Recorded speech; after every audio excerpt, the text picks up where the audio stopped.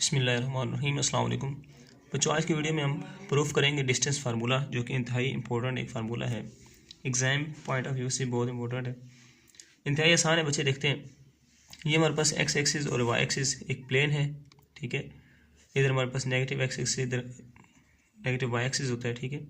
हमारा कंसर्न जो है वो सिर्फ पॉजिटिव एक्स एक्सिस और वाई एक्सिस के साथ है।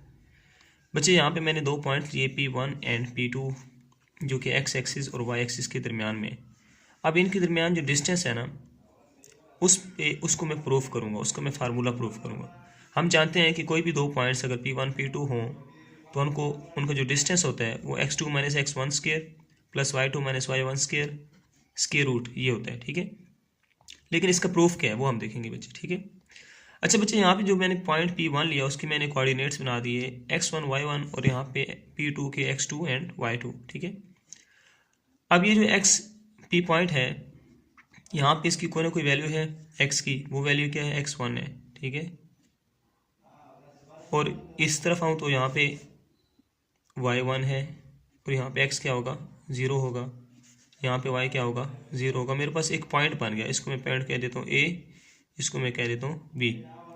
बेसिकली जो मैं आपको बात समझाना चाह रहा हूँ बेटा, जब हम कोऑर्डिनेट्स की बात करते हैं ना, फॉर एग्जांपल यहाँ पे मैंने एक एक्स एक्सिस वाई एक्सिस बना दिया, तो मेरे पास अगर यहाँ पे कोई पॉइंट बनता है ना, वो पॉइंट कोई ना कोई एक्स और वाई की वैल्यू होती है लाजमी। जैसे मैं कहता हूँ एक्स मेरे पास यहाँ पे है जी 2 और वाई यहाँ पे है मेरे पास 3, ये पॉइंट बन जाएगा 2 3, ठीक है।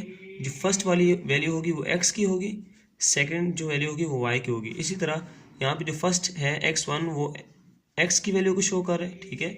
और जो सेकंड y1 है वो y की वैल्यू को शो कर रहा है। और यहाँ पे मैंने y को 0 कर दिया, क्योंकि x एक्सिस पे y क्या होता है 0 होता है और y एक्सिस पे x क्या होता है बेटा 0 होता है। तो ये मैंने 2 पॉइंट्स बना दिए, ठीक है। अच्छा बच्चे, नेक्स्ट देखते हैं। यहाँ पे देखिए, आप यहाँ पे x की वैल्यू x2 है, मतलब यहाँ से अगर मैं यहाँ पे देखूँ तो इस पॉइंट पे x की वैल्यू x2 है, जबकि y तो यहाँ भी 0 होगा, ठीक है।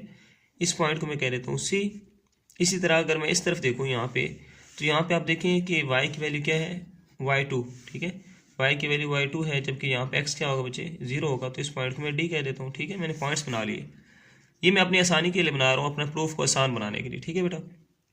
अच्छा बच्चे, ये देखें कि अगर मैं इस लाइन को ऐसे सीधे ड्रा करता हूँ, यहाँ पे मैं एक ट्राइंगल बनाने की कोशिश करता हूँ, तो यहाँ पे मेरे पास एक पॉइंट P3 बन जाएगा, ठीक है। अब P3 के कोऑर्डिनेट्स क्या होंगे, यहाँ पे आप देखें P3 पे, तो P3 पे हमारी x की वैल्यू क्या है जी, यहाँ पे आप देखें तो x2 है, क्या वैल्यू है x2। जबकि इसकी y की वैल्यू देखें यहाँ पे इसके सामने, तो y की वैल्यू कितनी है y1, ठीक है बच्चे। ये मेरा बन गया P3। अब मेरा जो बच्चे कंसर्न है ना, वो है इस लाइन के साथ P1 एंड P2, ये जो डिस्टेंस मैंने फाइंड करना है, ठीक है। अगर हम देखें तो ये मेरे पास, मुझे यहाँ से लेके यहाँ तक वैल्यू चाहिए, ठीक है, इधर से लेके और इधर तक, फिर इधर से लेके और इधर तक वैल्यू चाहिए बस, ठीक है। ये जो एरिया है इसके साथ मेरा कोई कंसर्न नहीं है, ठीक है। और ये नीचे वाले एरिया के साथ भी मेरा कोई कंसर्न नहीं होगा प्रूफ के अंदर, ठीक है। लेकिन चूंकि ये हमारे प्लेन का हिस्सा है, तो इसका कोई ना कोई रोल तो है। देखते हैं क्या होगा बेटा। बेटा यहाँ पे देखिए, अगर आप यहाँ से लेके मेरे पास और यहाँ तक टोटल वैल्यू कितनी है x2 है, देखना मैक्सिमम वैल्यू यहाँ पे x की कितनी है x2, ठीक है। मुझे ये वैल्यू इसमें से निकालनी है, यहाँ से लेके यहाँ तक। मुझे सिर्फ ये यहाँ से लेके और यहाँ तक चाहिए बस, ठीक है, क्योंकि मेरा पॉइंट P1 यहाँ से शुरू हो रहा है। तो यहाँ से यहाँ तक का मतलब है कि इधर से लेके इधर तक जो है बेटा वो क्या है, वो x1 है। यहाँ से यहाँ तक की बात करूँ अगर मैं, इधर से लेके इधर तक वो क्या है x1 है। यहाँ पे आप देखें x1, यहाँ से यहाँ तक x1 है और यहाँ से यहाँ तक x2 है। तो इसका मतलब है ये जो होगी x2 माइनस x1 होगी, ठीक है। इसको मैंने क्या कह दिया x2 माइनस x1, ठीक है। चूँकि यहाँ पे हम डिस्टेंस की बात करें तो यहाँ पे आप सिंबल ये लगा लें, क्योंकि डिस्टेंस कभी भी नेगेटिव नहीं होता, ठीक है। इसी तरह बेटा अगर मैं यहाँ पे इधर बात करता हूँ, तो ये पूरी लाइन, ये जो एक लंबी लाइन है मेरे पास यहाँ से लेके, ठीक है, और ऐसे कंप्लीट P2 तक, यहाँ तक ये y2 बन रही है। आप यहाँ से देखें ना, यहाँ से यहाँ तक क्या बन रही है y2, ये क्या बन रही है कंप्लीट y2 बन रही है, ठीक है। लेकिन यहाँ से ये जो पॉइंट P3 है, P3 से लेके यहाँ तक जो बन रहा है ये y1 बन रहा है। आप देखेंगे यहाँ पे पॉइंट y1 है, ये y1 है, मुझे ये निकालना है इसमें से। तो ये जो ऊपर वाला होगा P3 से लेके और ऊपर यहाँ P2 तक, ये होगा मेरे पास y2 माइनस y1, कि y2 में से अगर आप y1 को निकाल दें तो आपके पास ये यहाँ से P2 से P3 तक बचेगा। ठीक है बेटा, अब ये अगर बात आपको समझ आ चुकी है तो अब हमारा प्रूफ बिल्कुल आसान हो जाएगा और सिंपल हो जाएगा। बेटा आप देखिए, अगर P1, P2 एंड P3 ये मेरे पास एक राइट एंगल ट्राइंगल बन रही है। ठीक है, P1, P2, P3 is a right angled triangle. ठीक है, ये क्या बन रही है, एक राइट एंगल ट्राइंगल बन रही है बच्चे।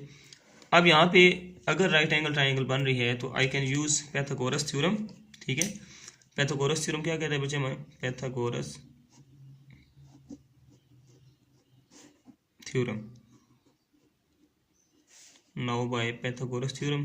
पैथागोरस थ्योरम क्या कहता है बच्चे आपके पास, कि अगर आपके पास कोई राइट एंगल ट्राइंगल है तो उसका जो हाइपोटेन्यूज होगा, हाइपोटेन्यूज का square is equal to base square plus perpendicular square, ये आपस में क्या होंगे, इक्वल होंगे। ठीक है, अब अगर हम इस ट्राइंगल की तरफ आते हैं बेटा, तो इस ट्राइंगल में हमारे पास हाइपोटेन्यूज क्या है, यहाँ से लेके यहाँ तक है, मतलब P1 P2, P1 P2 क्या है, हाइपोटेन्यूज है। ठीक है, यहाँ मैं लिख लेता हूँ P1 P2 इसका square.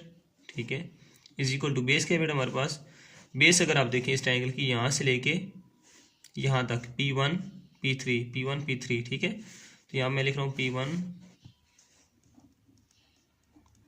P3 square plus perpendicular बच्चे हमारे पास क्या है, अगर आप देखें यहाँ पे P2 P3 क्या बन रहा है, P2 P3 बन रहा है। ठीक है, P2 P3 इसका स्क्वायर। ठीक है बेटा, अब ये तो हमारा ऐसे ही रहेगा P1 P2, क्योंकि हाइपोटेन्यूज है, ये तो हमने प्रूफ करना है। ठीक है, P1 P3 की वैल्यू क्या आ रही है अगर आप देखें P1 से P3 तक जो मैंने वैल्यू निकाली थी वो क्या थी बेटा हमारे पास, x2 माइनस x1। देख रहे हैं, यहाँ से लेके और यहाँ तक P1 से लेके P3 तक जो मेरी वैल्यू आई थी वो थी x2 माइनस x1। ठीक है, यहाँ मैं पुट कर दूंगा बेटा x2 माइनस x1। ठीक है, ऊपर क्या आ रहा है, स्क्वायर, तो स्क्वायर लगा देंगे प्लस इस तरह P2 से P3 तक मेरी जो वैल्यू थी बेटा, यहाँ से P2 से P3 तक ये क्या बनी थी, y2 माइनस y1। ये मैं पुट कर दूंगा यहाँ पे y2 माइनस y1। ठीक है, इसका स्क्वायर। अब चूंकि यहाँ पे स्क्वायर आ गया तो अब हम मॉडुलस को ख़त्म भी कर सकते हैं। मॉडुलस हमने इसलिए लगाया था क्योंकि डिस्टेंस कभी भी नेगेटिव नहीं होता, और जब किसी वैल्यू पर स्क्वायर आ जाता है वो भी कभी नेगेटिव नहीं होती। ठीक है, तो अब यहाँ पे मैं क्या कर दूँ बेटा, एक तो मुझे डिस्टेंस चाहिए P1 और P2 का, तो यहाँ पे स्क्वायर आ रहा है, मैं स्क्वायर रूट ले लेता हूँ दोनों साइड पे। ठीक है, स्क्वेयरिंग बोथ साइड्स, सॉरी यहाँ पे स्क्वेयरिंग नहीं करेंगे, हम taking square root on both side. ठीक है, क्योंकि स्क्वायर तो हमने रिमूव करना है ना बेटा, हम स्क्वायर रूट लेंगे यहाँ पे। ठीक है, taking square root on both sides. ठीक है, यहाँ पे आ जाएगा P1 P2 स्क्वायर इसका square root is equal to, यहाँ पे आ जाएगा x2 minus x1 square plus y2 minus y1 इसका स्क्वायर, और ऊपर आ जाएगा बच्चे हमारे पास अंडर रूट। ठीक है, अब यहाँ पे स्क्वायर रूट कैंसिल हो जाएंगे बच्चे, ये हमारे पास बन जाएगा P1 P2 is equal to x2 minus x1 square plus y2 minus y1 square, और इसका क्या होगा बच्चे हमारे पास यहाँ पे स्क्वायर रूट।